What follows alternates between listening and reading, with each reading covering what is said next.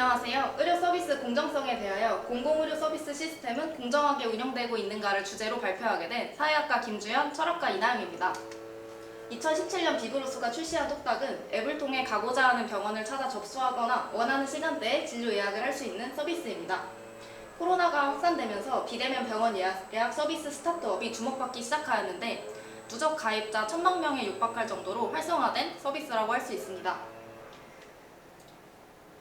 2023년 9월부터 이 똑딱이 유료화되기 시작하면서 화두에 올랐는데 저희는 이러한 똑딱이 가지는 불공정성에 대해서 이야기해보고자 합니다. 똑딱은 병원에 직접 가지 않아도 앱으로 진료 예약을 할 수 있도록 해줘 육아맘들이 소아과 오픈런을 하지 않아도 되게 했습니다. 새벽같이 병원 앞에 가서 몇 시간이고 대기하는 대신 똑딱 앱에 접속하면 원격으로도 병원 줄서기가 가능하기 때문입니다. 그러나 그 대신 진료 예약이 개시되는 시간에 맞춰 티켓팅하듯이 클릭해야만 진료를 받을 수 있다는 문제점이 발생하기도 하였습니다. 최근 5년간 의료 서비스 이용률을 연령별로 살펴보면 연령이 높아질수록 이용률이 높아졌습니다. 즉, 의료 서비스의 주 고객층은 60세 이상입니다. 다음으로 보건복지부의 설문에 의하면 노인 응답자 중 34.9%는 인터넷이 안 되는 휴대전화를 소지하고 있으며 전자기기를 이용하는 노인 응답자 중 74.1%는 정보 제공 서비스가 온라인 인터넷 중심이어서 이용하기 어렵다고 응답하였습니다. 노인 인구의 대부분이 전자기기를 이용하는 것에 어려움을 겪고 있는 상황 속에서 온라인 중심으로 의료 서비스가 진행되고 있다는 것입니다. 똑딱을 사용하게 되면 현장 접수자보다 우선 예약자로 진료가 가능하게 됩니다. 현장에서 대기하는 시간이 길어진다는 것입니다.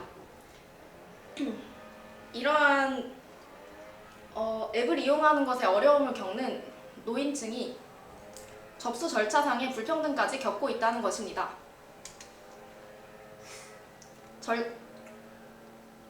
절차 공정성의 개념을 도입한 베넷 레벤탈은 공정성의 요소 중 하나로 일관성을 제시하였습니다. 일관성의 원칙이란 서비스의 분배 과정이 시간적으로나 대상에 대하여 일관적으로 적용되어야 한다는 것입니다. 온라인 선착순 진료 예약에 실패한 육아맘 A씨, 똑딱으로만 진료 예약을 받는다는 이유로 진료를 거부당한 고령자 B씨, 똑딱 예약자들을 밀려 한참을 기다리다 진료를 받게 된 현장 접수자 C씨, 이들은 똑딱이 공정한 의료 시스템이라고 생각할까요? 이러한 의료 시스템이 일관성의 원칙을 가진다고 생각할까요? 공정한 보건의료 체제는 희소한 의료 자원의 재량 내에서 모든 국민들에게 공정하게 분배를 시켜주어야 하는 것 아닐까요? 의사윤리 강령 1조에 의하면 의사는 인간의 존엄과 가치를 존중하며 의료를 적정하고 공정하게 시행하여 인류의 건강을 보호 증진하며 헌신해야 한다고 명시되어 있습니다. 의료 서비스는 공공재의 성격을 가진 사회 서비스로서 모든 국민에게 공정하고 평등하게 제공되어야 합니다. 그러나 민간 자본이 이러한 공공재 성격을 가진 의료 서비스에 진입하게 되면서 가진 불공정성에 대하여 해결 방안을 논의해보겠습니다. 먼저 국가적 차원입니다.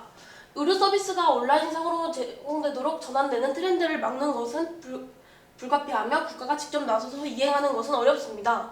따라서 민간 협력 등의 방식으로 현 의료 서비스를 제공하는 민간 및 기업에 대해 지원을 해야 합니다. 두 번째로 기업적 차원입니다. 현재 사회에서 기업이 갖는 영향력이 점차 커지고 있음을 인지하고 기업 행위의 윤리적 책임을 검토해봐야 합니다.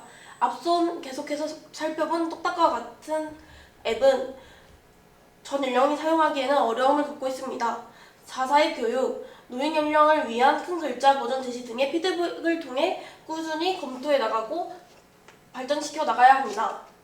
마지막으로 우리가 의료 공정성을 위해 할 수 있는 것은 무엇일까요? 어르신분들이 어려워하는 의료 서비스와 같은 공공 서비스 앱에 대해서 조사하고 교육 봉사를 통하여 이용 교육을 진행하는 것입니다. 전자기기 사용에 익숙해져 있는 우리는 편리함에 가려져 있어 소외되고 있는 이들을 보지 못하고 있었습니다.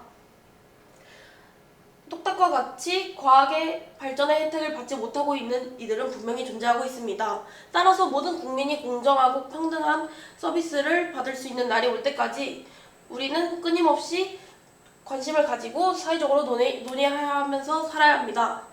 이상으로 발표를 마치겠습니다.